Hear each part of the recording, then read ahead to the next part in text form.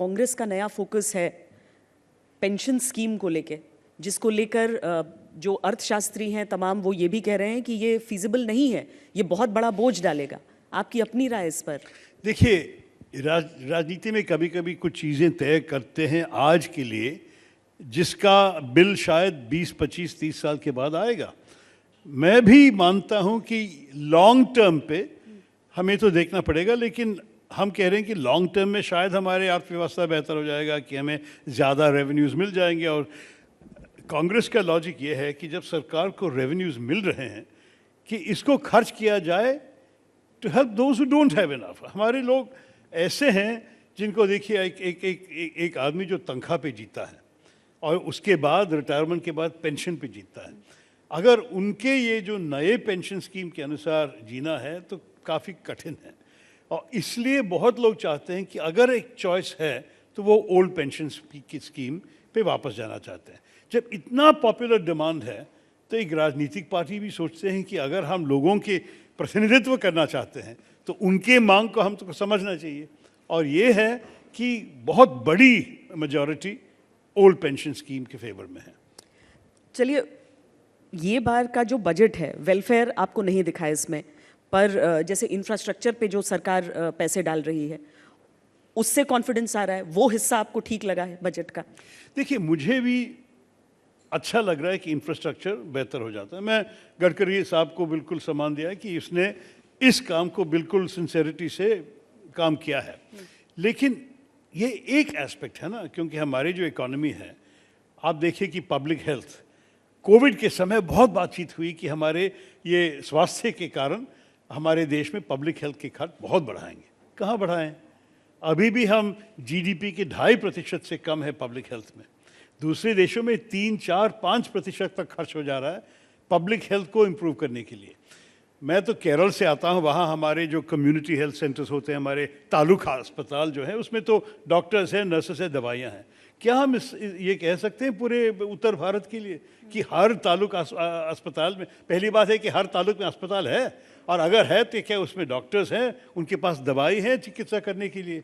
अगर ये नहीं है तो उस पर प्रायोरिटी देना चाहिए था। एलोकेशन तो बढ़ाया है, पर नहीं बढ़ाएं, लेकिन किधर तक बढ़ाएंगे आप? हमने तो पहले ही कहा था कि हमारे आंकड़े काफ़ी नहीं थे। मेरे ख्याल में कोविड के पहले 1.7 या 1.9 ऐसे कुछ था जीडीपी के, तब 2.5 तक करना चाहिए था, वहाँ तक नहीं पहुँचा। और लोग बहुत साल से कह रहे हैं कि हमारे जैसे देश में कम से कम 3% होनी चाहिए पब्लिक हेल्थ के लिए, 3% होने चाहिए एजुकेशन के लिए, दोनों अब तक नहीं पहुँचा।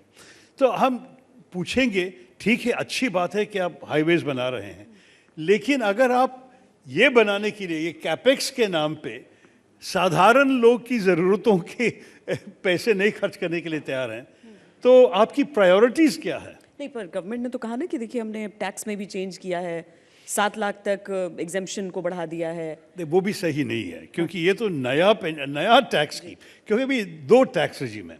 अगर आप पुराना टैक्स रिजीम में चलते थे, आपको अच्छी बात, आपको पता है कि आपके जो 5 लाख का वो जो डिडक्शन मिल जाते थे, उसके ऊपर आपका पेंशन भी डिडक्ट कर सकते थे, आपका हाउस रेंट अलाउंस डिडक्ट कर सकते थे, आपका कोई इंश्योरेंस है तो वो भी डिडक्ट कर सकते थे। कुल मिला के आपको 7.7 लाख तक आपको डिडक्शन मिल रहे थे। और अभी नए सिस्टम में सिर्फ 7 मिलेंगे और कोई भी डिडक्शन, हाउस रेंट अलाउंस कुछ भी नहीं आप उसमें शामिल कर सकते हैं, सिर्फ 7 लाख ही है। तो मेरे ख्याल में सरकार के लिए वो बेहतर है ये नई स्कीम। लेकिन साधारण सैलरी मैन जो कहते हैं जापान में, जो तनख्वाह लेके काम करते हैं और जो कभी कभी उनको कुछ बेनिफिट मिल जाता है, जैसे हाउस रेंट अलाउंस या सरकार, ये कंपनी की तरफ से शायद कुछ पेंशन कंट्रीब्यूशन या कुछ इंश्योरेंस, ये सब टैक्स फ्री हमारे पुराने सिस्टम में मिल रहा था। तो आप ये भी सोच लीजिए कि अगर आप डिडक्शन के बारे में बोल रहे हैं कि 7 लाख 5 लाख से बेहतर है, हाँ, लेकिन 7 लाख तो 7.7 से बेहतर नहीं है।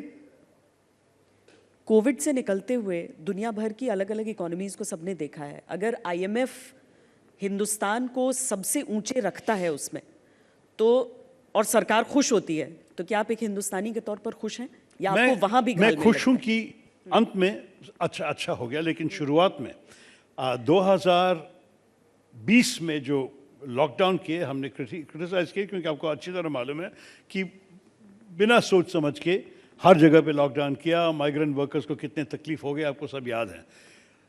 सेकेंड कोविड वेव के पहले जब हमारे देश थे वैक्सीन मैन्युफैक्चरर्स में प्रथम स्थान पे, तो सरकार को काफ़ी वैक्सीन्स ऑर्डर करने का मौका था, वो मौका नहीं इस्तेमाल किया।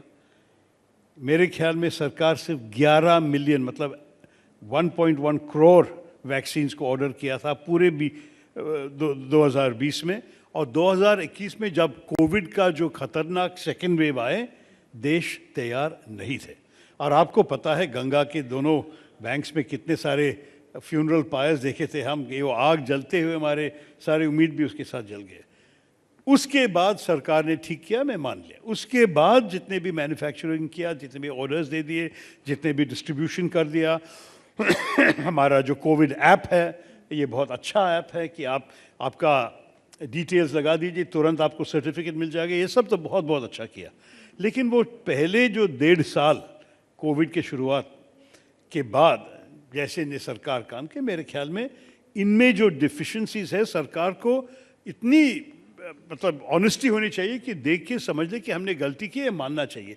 इस सरकार का एक दूसरा प्रॉब्लम है कि कभी भी अपनी गलतियां को मानते नहीं है, सब कुछ सब चंगासी जैसे कहते हैं ना, यही बात है ये सरकार की। तो ठीक है, अंत में मैं भी तारीफ देता हूँ कि अंत में ठीक हो गया, लेकिन 1.5 साल में जितने भी देहांत हो गए, जितने भी सफरिंग लोगों के ज़िंदगी में हो गया था, उसके लिए कौन जिम्मेदार है? और अभी जो सरकार ने हमें हमारे देश में की बेइज्जती की है आंकड़े बदलने की कोशिश में। आपको पता है कि WHO ने कहा कि जो भारत से आंकड़े आ रहे हैं ये कोविड के मौत के आंकड़े, कि the reality is 3 to 5 times as bad as this। तो ये सोचेंगे तो मतलब हमारे देश जो पहले स्टैटिस्टिक्स में तो पूरा दुनिया हमें सम्मान देते थे, अब देखिए क्या हालत हुई है सरकार की। तो सारे कुछ पब्लिक रिलेशंस के बारे में सोचना बंद करके यथार्थ के बारे में बात कीजिए सरकार। मैं यही कहना चाहता हूँ सरकार। लेकिन शशि थरूर जी, आपने मतलब तारीफ भी कर दी है सरकार की, मतलब अरे अंत में जो हुआ, मुझे भी 2-3 वैक्सीन मिल गए सरकार की तरफ से, मैं क्यों कहूँ कि काम नहीं किया। वैक्सीन तो अंत में मिला। अब कोविड ऐप पार्टी के अंदर ये स्वीकार्य है कि आप फेयर क्रिटिसिज्म कर सकते हैं, आप तारीफ भी कर सकते हैं। मैं तो पार्टी का स्पोक्समैन नहीं हूँ, मैं तो ऑफिशियल हालत में नहीं, मैं तो आपने मुझे एक व्यक्ति के रूप में बुलाया, मैं आया हूँ मैं बोलने के लिए। मेरा जो ओपिनियन है, ये व्यक्ति का ओपिनियन है। ऐसे अब मान लीजिए कांग्रेस पार्टी अगर कुछ और कहेंगे तो मैं मान लेंगे कि कांग्रेस का ऑफिशियल लाइन में शायद थोड़ा सा फर्क है।